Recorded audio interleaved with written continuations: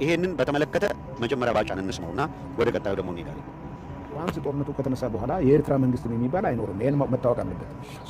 ጂኦግራፊውም ይቀየራል። ፎር ዛት ማተር መንግስቶች ይቀየራሉ፣ ጂኦግራፊውም ይቀየራል። ዝም ብሎ አይነት አይደለም፣ በቀጠናው ማለት ነው። ለምሳሌ ያክል በኢትዮጵያና በኤርትራ መካከል ያለ ዲማርኬሽን የለም እኮ። እሱም ራሱ ሌላ ችግር ይፈጥራል፣ በኋላ ሌላ ችግር ይፈጥራል። ይሄ ይያዛል። የኤርትራ መንግስት አይኖርም። የኤርትራ መንግስት ያው በኢትዮጵያና በኤርትራ መካከል ዲማርኬሽን የለም ማለት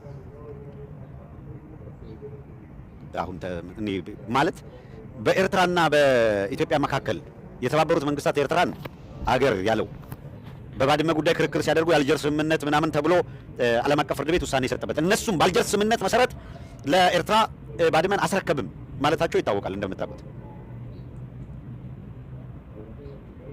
እንኳን በኤርትራና በኢትዮጵያ መካከል ከወይን የሚባለው የእንግሊዝ 50 አለቃ 10 አለቃ ወዘተረፈ ወታደር አስቀምጦታል ከሚባል ምልክት ውጪ በሱዳንና በኢትዮጵያ መካከል ዲማርኬሽን የለም። ስለዚህ ሱዳንን ታፈርሰዋለህ አይደል?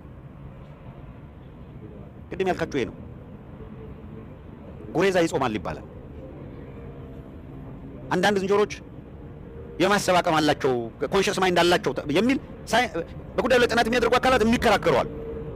ለምሳሌ ብለው አስረጅ የሚጠቅሱላቸው ያ በደመነፍስ የሚደረግ እሳቤ ነው፣ በልምምድ የመጣ ነው፣ የማሰቢያ ክፍል አላቸው ወዘተረፈ ሲከራከሩ ይኖራሉ።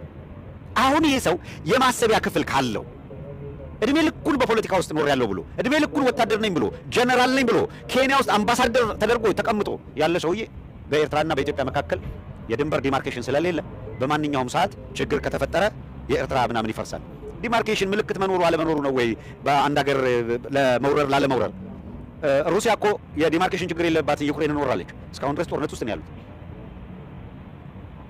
የዲማርኬሽን ፈተና ነው ዩክሬንንና ሩሲያን ያጋደለ ያፋጀ ምናምን ያለው።